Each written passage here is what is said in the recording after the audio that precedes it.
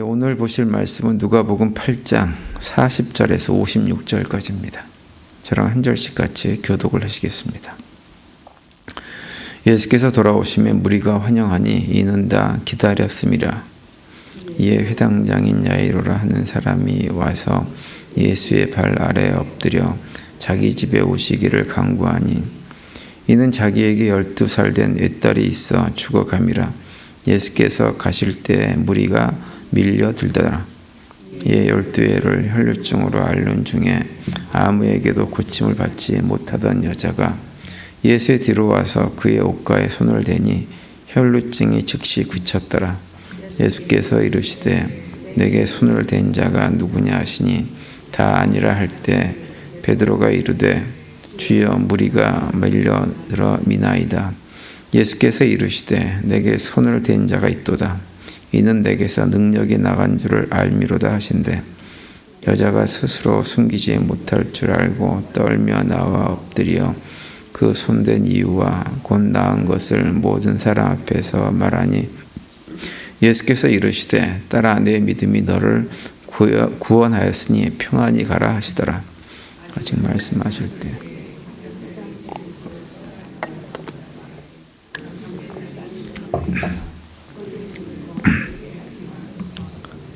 예수께서 들으시고 이르시되 두려워하지 말고 믿기만 하라. 그리하면 딸이 구원을 얻으리라 하시고 그 집에 이르러 베드로와 요한과 야고보와 아이의 부모 외에는 함께 들어가기를 허락하지 아니하시니라.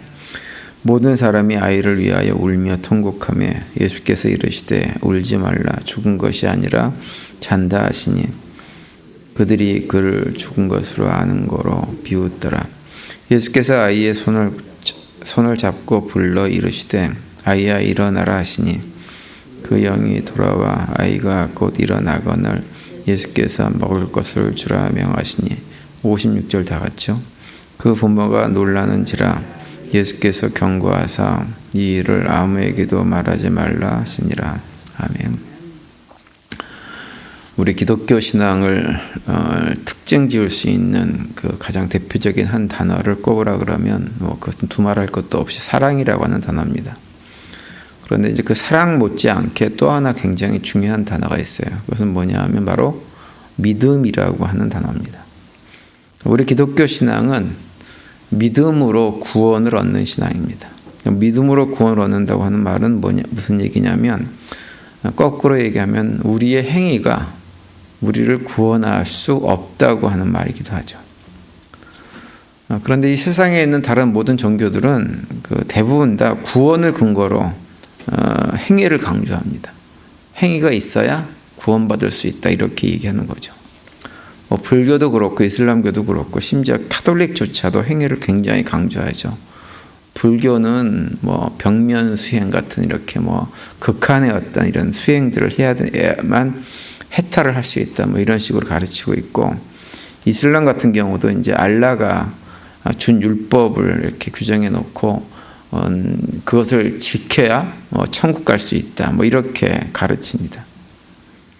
그리고 캐톨릭 같은 경우는 이제 믿음을 얘기하는 것 같지만 사실은 믿음보다 행함을 더 많이 강조해 가지고 믿음 없이 죽은 조상들도 이 땅에서 그 후손들이 어떤 행위를 하느냐에 따라서 그 조상들이 연옥에 있다가 천국으로 올라갈 수 있다 이런 식으로 가르치는 것이 가톨릭 교회입니다. 그런데 우리 기독교 신앙은 그런 것들을 다 거부합니다. 단순하게 거부하는 것으로 끝나는 것이 아니라 성경은 우리한테 강조하는 것이 뭐냐면 우리 인간의 존재는 결코 우리의 행위로 우리 자신을 구원할 수 없다라고 하는 것을 강조하죠. 그래서 그것을 보여주는 것이 뭐냐면 구약성경 전체입니다. 구약성경 전체를 통해 가지고 수천 년간의 인간 역사를 통해서 우리 인간이 행위로는 절대 구원받을 수 없는 그런 존재라고 하는 것을 명확하게 보여줍니다.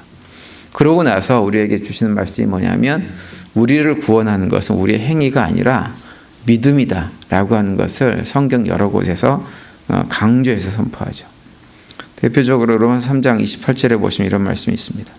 그러므로 사람이 의롭다 하심을 얻는 것은 율법의 행위에 있지 않고 믿음으로 되는 줄 우리가 인정하노라 이렇게 말씀합니다. 사람이 의롭다 하심을 얻는다는 말은 달리 얘기하면 구원받는다는 얘기입니다. 하나님과의 우리의 관계가 회복되어져서 하나님이 우리를 갖다가 의롭게 봐주심으로 우리가 하나님 백성으로 회복된 상태, 구원받은 상태라고 말을 하죠.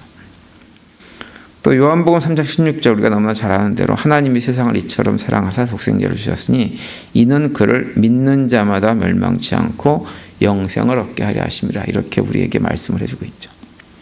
그 외에도 로마서 10장 9절도 그렇고 갈라디아서 2장 16절 또 히브리서 11장 6절 같은 데 보면 반복해서 우리에게 강조하는 것이 뭐냐면 우리를 구원하는 것은 믿음이지 우리의 행함이 아니다라고 얘기하고, 우리가 그 믿음을 가졌을 때 우리가 하나님을 기쁘시게 해드릴 수 있다, 이렇게 말씀을 합니다. 특별히 로마서 3장 20절에 보시면 하나님께서 우리에게 율법을 주셨는데 그 율법을 주신 목적은 우리들로 하여금 율법을 다 지켜서 구원받으라고 주신 것이 아니라, 율법을 통해서 하는 기능은 뭐냐면 우리가 율법을 결코 지켜낼 수 없는 죄인이라는 사실을 깨달아 알게 하기 위해서 율법을 주셨다라고 우리에게 말씀을 해 주시고 있습니다. 그래서 우리는 자꾸 행함을 강조하지 말아야 됩니다. 오늘 우리가 읽은 본문에 보시면 두 가지 기적이 등장을 하는데, 하나는 12년 동안 혈루증을 앓고 있으면서도 그래서 고쳐보려고 많이 노력을 했지만 노력하는 과정 속에서 오히려 재산만 다 탕진하고 고치지 못했던 한 여인이 예수님께 나와서 예수님께 옷깃을 만졌더니 고침을 받았다고 하는 기적의 사건이 기록되어 있고, 또 하나는 야이로라고 하는 회당장의 딸이 죽게 되었는데 결국은 죽었죠. 근데 죽었던 그 아이를 예수님께서 다시 살려내시는 기적이 오늘 본문에 기록이 되어져 있어요.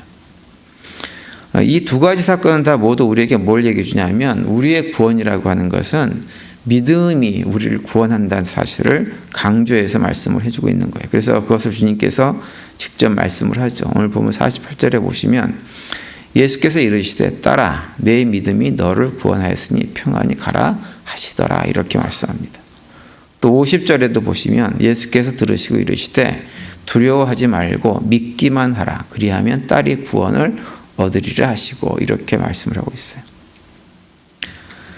예수님께서 12년간 혈증으로 고통을 당하다가 치료받은 여인에게는 믿음이 너를 구원하였다 말씀하고 계시고, 회당장의 딸을 살려내려고 가셔서는 뭐라고 얘기하냐면 믿기만 하면 딸이 구원을 얻을 것이다, 이렇게 말씀을 하고 있는 거예요. 그리고 예수님께서 많은 사람들이 이런 소리를 하고 나니까는 회당장 딸이 죽은 주변에서 안타까워하던 사람들이 예수님이 하신 말씀을 비웃었지만 예수님께서 회당장의 그 죽은 딸의 손을 잡고 일으켜 세워서 그를 살려내십니다. 그 모두가 다 두 가지 기적이 믿음의 결과로 주어진 거예요. 근데 오늘 본문을 가만히 보면 우리가 주목해야 될 것이 있어요. 그게 뭐냐면 회당장 야이로와 그 다음에 혈루증을 앓았던 여인이 한 행동입니다. 회당장은 자신의 딸이 질병으로 위독하게 되어지자 예수님 앞으로 나와서 예수님 앞에 엎드립니다. 41절에 보시면 이에 회당장인 야이로를 하는 사람이 와서 예수의 발 아래 엎드려 자기 집에 오시기를 간구하니, 이렇게 말씀하고 있는데요. 여기 보시면 회당장 야이로가 예수님 발 앞에 엎드렸다라고 되어 있습니다. 그런데 이 엎드렸다라고 번역된 원래 단어의 의미를 살펴보면 단순하게 엎드린 어떤 행위를 표현하는 것이 아닙니다. 그 말의 단어의 의미는 어떤 의미냐면 그 행위를 하는 사람의 간절함, 그리고 앞에 자기가 엎드린 사람을 향한 존경과 경배, 그리고 심지어는 자신이 죄인임을 고백하는 회개와 같은 의미를 다 포함하고 있는 단어가 엎드려로 번역된 단어의 의미예요.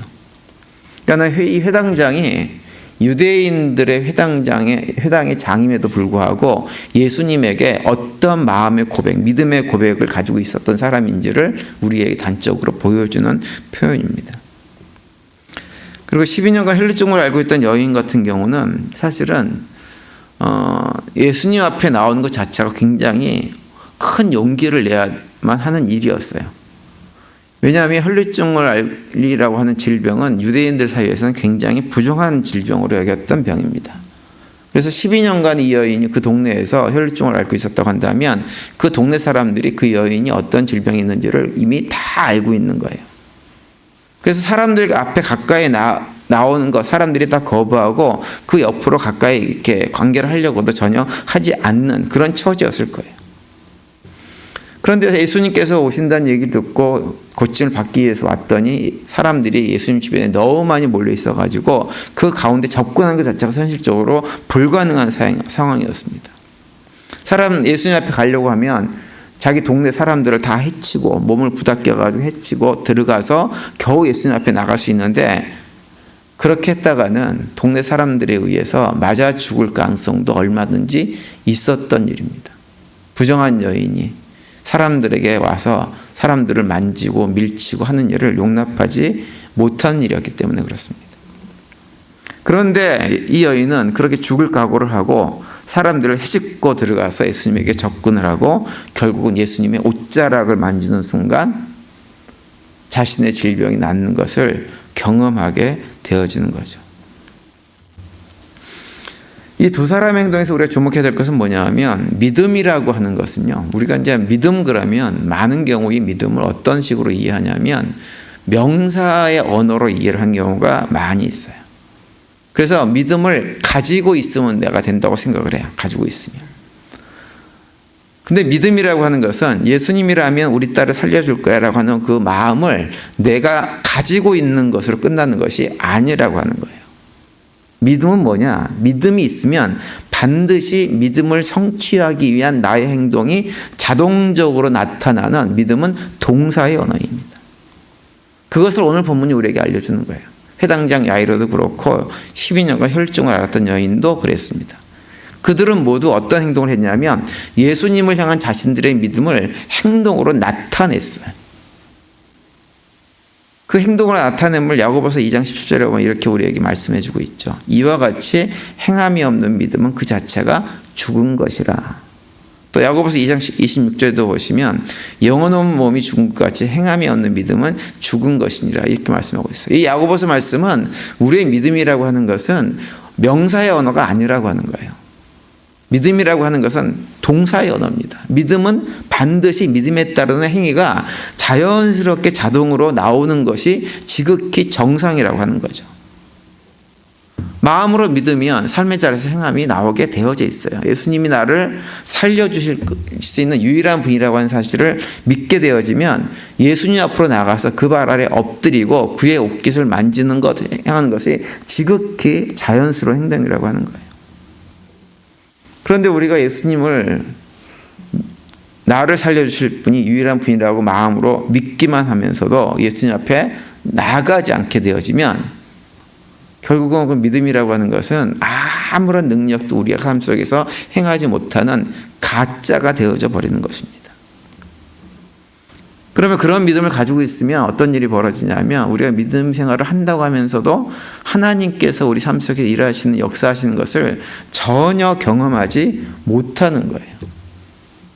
근데 우리가 믿음으로만 가지고 있지 않고 그 행함의 동사의 언어라고 하는 걸 알고 행함을 동반하게 되어지면 어떤 일이 벌어지느냐? 그 믿음이 실상이 되는 것을 경험하게 되어지는 것입니다.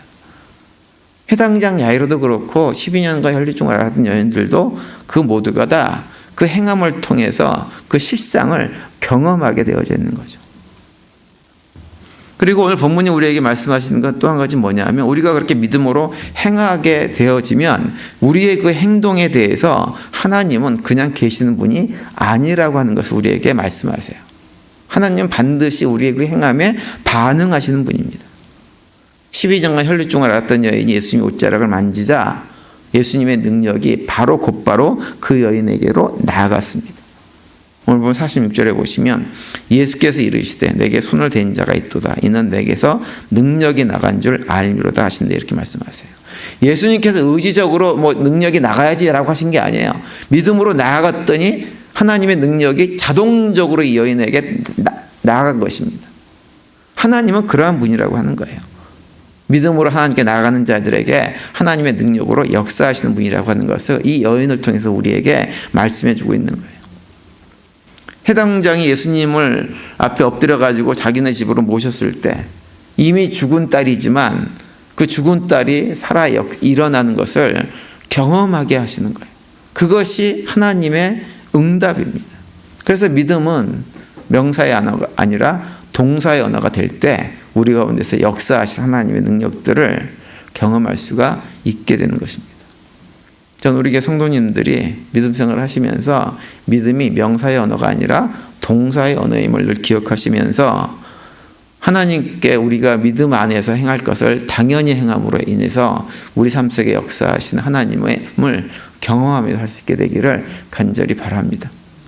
우리의 믿음이 실상이 되는 것을 구체적으로 경험하는 그런 하루하루 살아갈 수 있게 되기를 간절히 바랍니다. 오늘 하루도 그런 고백 가운데 살아가시면서 우리를 도우시는, 우리 함께 하시는, 우리를 구체적으로 도우시는 하나님을 경험하는 복된 하루가 될 수 있게 되기를 간절히 바라고요. 그 가운데 오늘도 주님께 주시는 평강이 넘치는 복된 하루가 되시기를 간절히 축원을 드립니다.